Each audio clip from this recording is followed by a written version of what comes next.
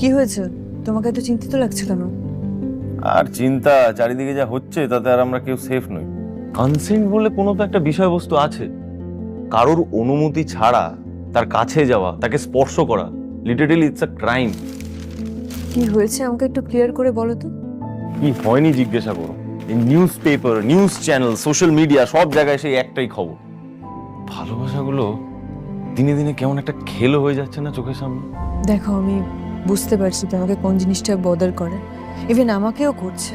অপর্ণার জীবনটা এভাবে তছনছ হতে দেখে, বদলুকে ওভাবে চলে যেতে দেখে। শাস্তি, কড়া শাস্তির প্রয়োজন।